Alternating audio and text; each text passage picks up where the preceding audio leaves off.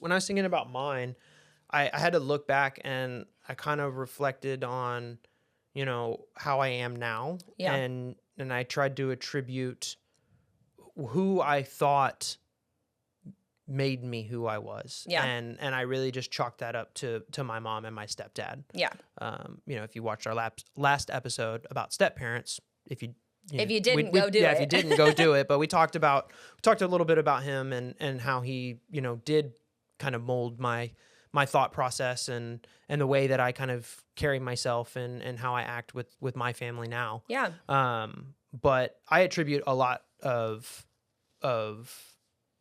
where I am now to them. I don't think I did when I was a kid. Right. Like I didn't ever. See what I mean? Like that's what when I was thinking about role model, I was like, I don't think you think about who you look up to as a kid until you're an adult, and it's like all hindsight, right? Like who was it that I was, you know, looking towards to guide me as I grew up, you know? Yeah. I had another one too, because I wanted to go outside of that. So like, obviously, yeah, mom, stepdad, but like I really wanted to think about somebody else in my life that I felt was kind of in my corner for whatever, even if it was a small amount of time or whatever. But I'll give some credit to one of my sports coaches. I don't think he was a teacher of mine. I don't think I had him as a class, but it was a guy by the name Coach Bakar.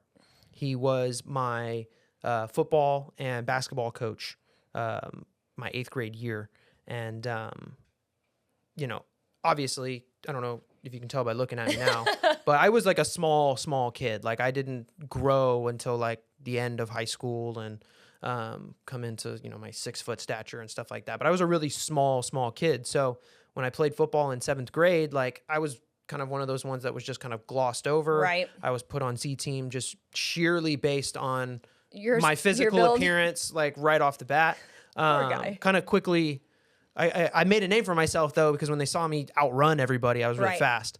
I kind of, you know, gained a little notoriety amongst the coaches there. But going into 8th grade, I moved up to B team, and Coach Bakar was the B team coach, and he, you know, coaches choose where the kids go or whatever. But, you know, he made me the quarterback of the team and all of that. And it was like, it was cool to have somebody in your corner. Yeah. And like have that kind of belief in me. Right. Yeah. And then when basketball season came around, I remember, because I didn't make the basketball team 7th grade year.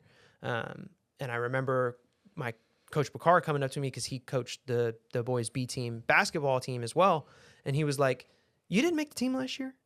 And I was like, "No, I didn't." And he goes, "What did you do this summer?" And I was like, "Well, I played in a summer league."